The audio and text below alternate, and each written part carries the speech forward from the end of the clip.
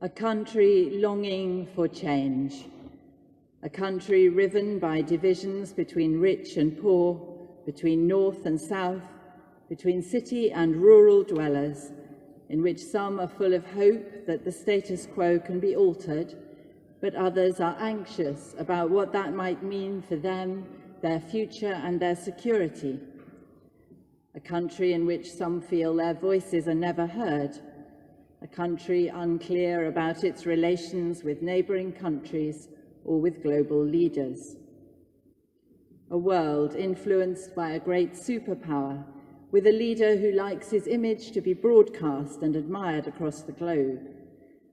A world in which people are forced by local policies to flee from one country to another, in which some are treated as less important than others, and in which tensions are experienced between peoples of different races and faiths.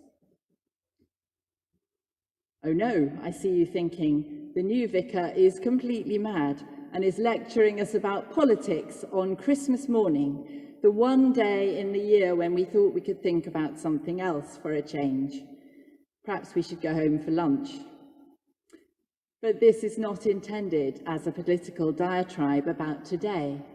It is, of course, the context and the backdrop of the story we come here to celebrate this morning, described in our readings and pictured in the nativity scene in front of us, the birth of the baby Jesus in Bethlehem. The country of Judea is occupied by Rome, the greatest superpower in the world.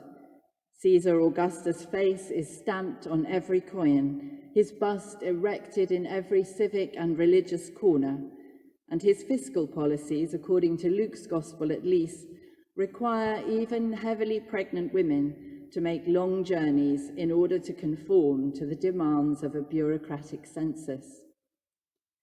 There are tensions between those who live in Galilee in the north of the country and the rulers around the south in Jerusalem. Differences in religious faith lead to clashes between groups of inhabitants, and King Herod enforces draconian policies to appease the Romans and to ensure his own position. Zealots and others lead bands of rebels in small, violent attacks against the Romans, whilst religious people long for the coming of God's Messiah to bring in his kingdom of justice and peace. And into this fraught and divided land comes a tiny, vulnerable baby. Barely noticeable in a crowded town, a woman has given birth to a child. She's probably not the only one to give birth in Bethlehem that night, and yet this child is different. A child who will change the course of history and draw the world's people back into God's heart of love. The message of the child's conception, as we heard, was brought to his father by an angel of the Lord, and his birth seems to be heralded by the movement of the stars and by myriads of angels.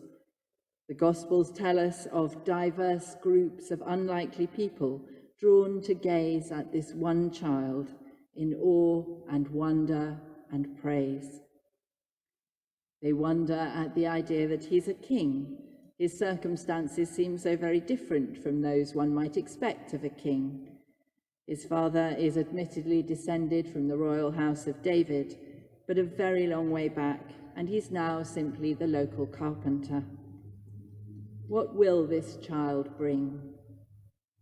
Does his kingship herald the end of the Roman occupation or of the rule of King Herod? Is it something greater and more otherworldly than this? Will it be the answer to political and religious tension, to power struggles, and to all the divisions which human beings build up between one another?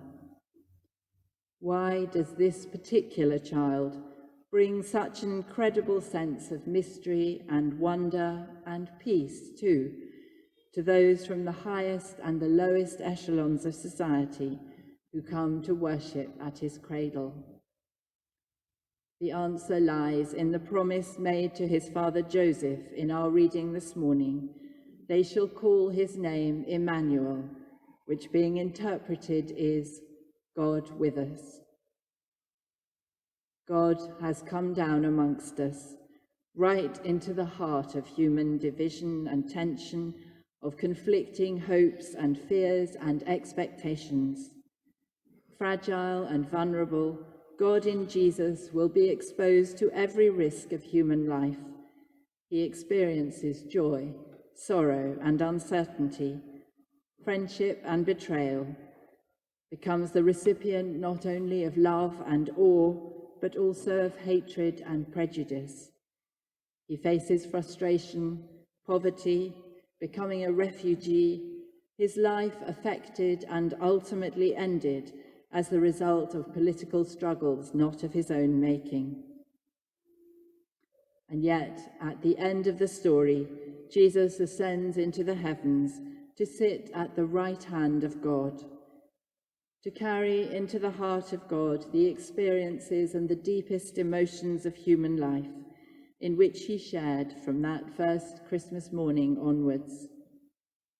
We can bring our own anxieties and joys and hopes and sorrows to him, knowing that he shares in and understands each one. Jesus came to make us into the best people we can possibly be, to call us through his teaching and through his own self-sacrifice to compassion and generosity, to wisdom and restraint and a clearer understanding of our own faults and weaknesses. He came to conquer fear and death and to draw us back into God's heart of love. However much we change and however much things appear to change around us, God never changes. And as we kneel before the crib and seek once again to follow Christ, we can remember that he is always Emmanuel, God with us, and that he came to bring, as the angels sang, peace on earth, goodwill to all. Amen.